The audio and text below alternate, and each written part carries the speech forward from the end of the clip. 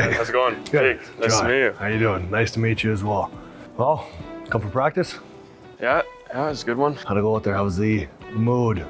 It's okay. Guys are still trying to stay positive and just trying to figure out how to get those wins, I guess. Yeah, it's always tough this time of year when coming into practice after a tough loss and that balance between being pissed off and trying to stay in the moment and stay calm and cool, and it's not easy, right? No, for sure. It's a difficult situation, I guess, to get yourselves out of, but I think the guys this morning were working hard and keeping it light, which is good. Yeah.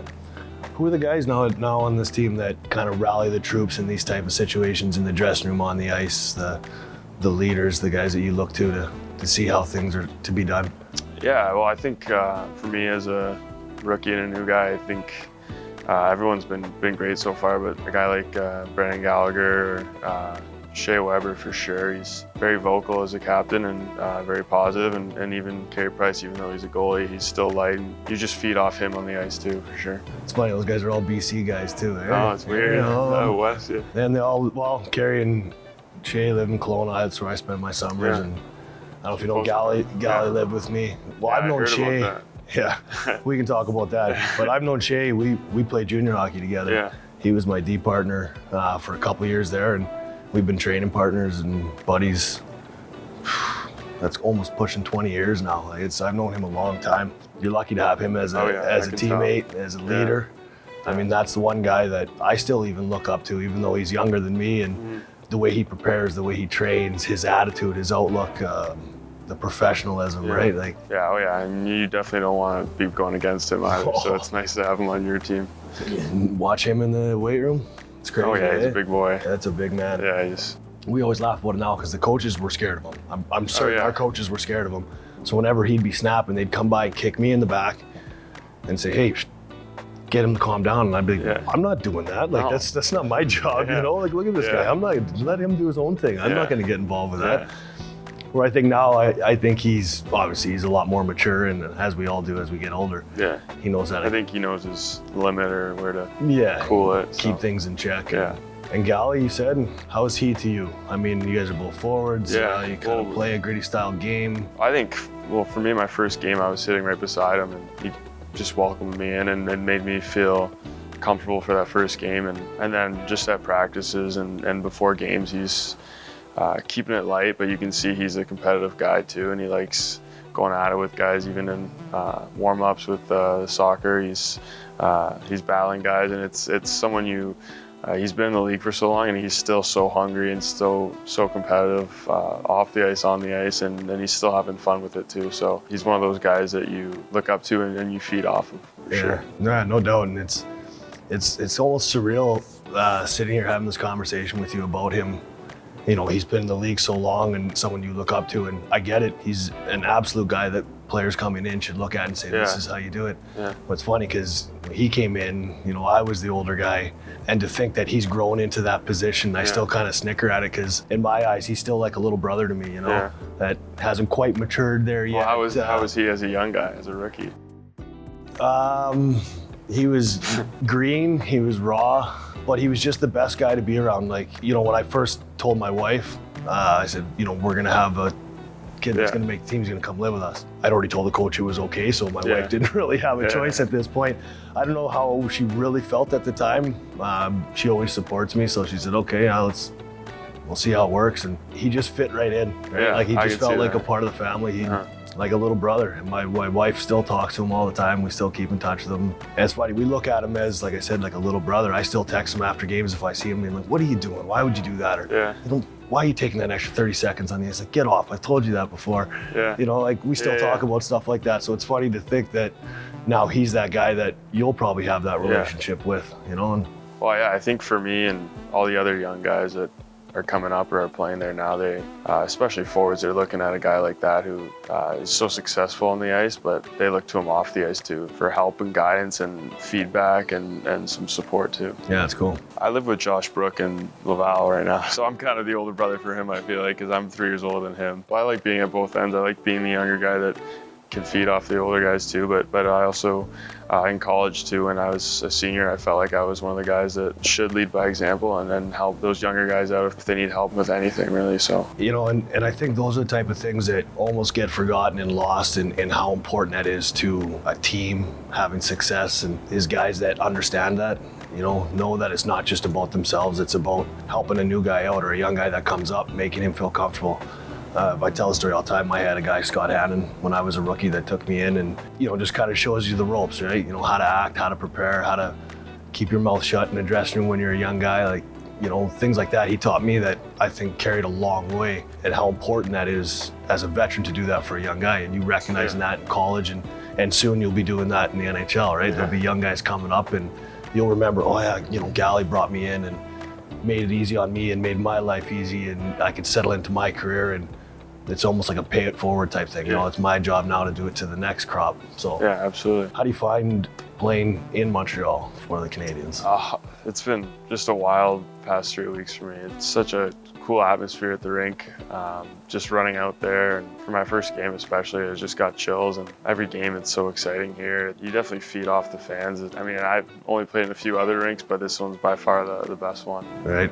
Who'd you play your first game here? You remember? Anaheim. Anaheim? Yeah, I was just getting chills I settled down a little bit afterwards, but even warm-ups, it's so loud, and you can just see how much these fans care about the Habs here, and I think it's definitely the most passionate fan group. It's a special place to play. I say it all the time. I think every player that makes it to the NHL, they should experience what it feels like to play for the Montreal Canadiens and step out on the ice in the Bell Centre and on a Saturday night, hockey night in Canada. There's just, you can't explain to people, as you know, that feeling you get when you step out onto that ice and you look up and you got all the banners and the Stanley Cups and the jerseys and the fans, and you can't explain that feeling to people who haven't done it. So you almost wish that everyone gets to feel what that's like, right? Yeah, absolutely. I'll never forget the first playoff game here.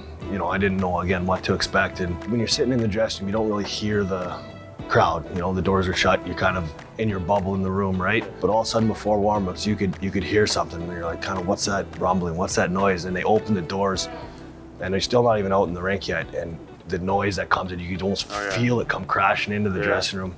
And you walk out and the towels are going and the ice is on fire. And even talk about it now, I get goosebumps thinking about it. It's when you win in this city, wow, you'll never see anything like it. I bet. How would you compare Montreal to the other NHL cities, the other teams you play for? It's a good question. I played in San Jose to start my career. I loved it. I loved my time there. I was only there for 2 years, but it was so different. It's a California feel. Even in the dead of winter, you're wearing flip-flops and a windbreaker to the practices because it was sunny and nice, and nobody knew who you were outside of being at the rink. Yeah. You could go and do whatever, and people didn't know who you are. They're passionate fans. They were great in the rink, but you could just disappear. And then I got traded to Montreal, and I had no idea what I was walking into. I was 22 years old. Yeah. The day I arrived, I was getting out of the taxi to go into the hotel. Somebody from down the street has already yelled, "Hey, Gorges, welcome to Montreal." And I went, I've been here for 30 seconds, and crazy. people are already ready. So it's not the easiest place to play. There's high expectations, as you know. Playing here, the expectation is to be the best, to be competing for a Stanley Cup year in and year out. And when you're not, as you guys know, kind of right now in the situation you're in, it's not easy, right? Yeah. Because people love this team, they love this organization and what they represent. They want to talk about it. Yeah. And it's when you're winning and things are good, it's easy to talk about it because people are excited. And when you're losing and things aren't going the way you planned it, You're still talking about they're it. still talking, right? And it's tough to answer some of the questions. And I always think that's the biggest difference from playing here compared to anywhere else, is people understand the game here. Yeah. Right, so when they talk to you, they're not asking questions that doesn't make sense. Like, they get it. Yeah. Right? You got to be on your toes when you're in the city. That's for sure. Yeah, well, I even feel like, because I grew up in Toronto, they obviously care about the Leafs there, but if they aren't doing well, they've got these other sports teams, I guess, that they're pretty close to, passionate about. So they're looking forward to those, where here it's the Habs.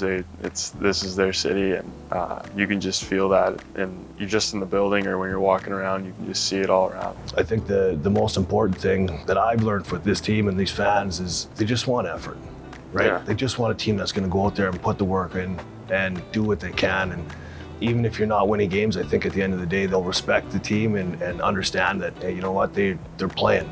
Yeah. They didn't give up. And I think that carries a long way with the fans in the city here. In the playoffs? That's a whole nother level. Yeah, I bet. Is there something you wish you'd known as a rookie? Yeah, we play this game because we love it, right? Like, this is a passion for us, and I think that's what gets us to this point and this level. But you learn along the way, and I didn't learn it till I was, older and later, that you can't always take it so serious. And at the same time as it being a game, it's also a business. This is how we live. And when I was young, 20 years old, you don't think about the end. You're kind of just stuck in, which I'm sure you're probably feeling right now, tell me if I'm wrong, of I'm just trying to survive. I'm trying to just fight my way, and I'm trying to prove to the team, to my teammates, that I belong here. And that's like your focus. Yeah, right? Like, sure. you're so dialed in, but no one ever tells you that at some point it's gonna come to an end, right? Like, hockey ends. Nobody plays forever. Doesn't matter how good you are, right? So to start thinking about preparing yourself for life outside of hockey, I think it's good to have a balance. I didn't learn it till I had kids. I was 30 years old. And you come home after a tough game and the kids don't care. Yeah. Right? They didn't watch the game. They're 2 years old. They're just happy to see dad. And, you play with them and you stop thinking about hockey. And I was like, well, this is great to be able to come home and not be so focused on just hockey all the time. If someone would have told me that when I was younger, that, there's other things you can think about. You can still have a life. You can still be a normal person without losing anything within the hockey world. I agree with that for sure. Gally asked a question. He wants to know why you're known as Jerry Rice around the house. Oh, he didn't ask that. Yeah. Oh, I can't believe I'm going to actually answer that question. So we always used to joke around all the time. When I was much younger, I was probably about 28 or 28, about playing other sports. That if you give me a certain amount of time, I said, I could make different leagues or play different sports. And he'd always laugh and be like, you're too slow, you're too old, your knees don't work. And I brought up the example, well, look at Jerry Rice. He wasn't the fastest, he wasn't the biggest, he goes, you're comparing yourself to Jerry Rice? Yeah. I was like, no, I'm not comparing myself to Jerry Rice. So now every time we talk about, other sports are played, he's like, oh, okay, Jerry Rice, okay, Jerry. So that's where that story came from. I feel like Brendan's the kind of guy that would say that he could play two sports, though. Yeah, he would be that guy. Probably thinks he could. Yeah. Hey. It's nice to meet you. Thanks for talking to me. Yeah, it was really nice to meet you. And, I wish you a lot of luck the rest of this year and the rest of your career, and enjoy your time here, because it's a special place to be. Appreciate it. Thank you. All right.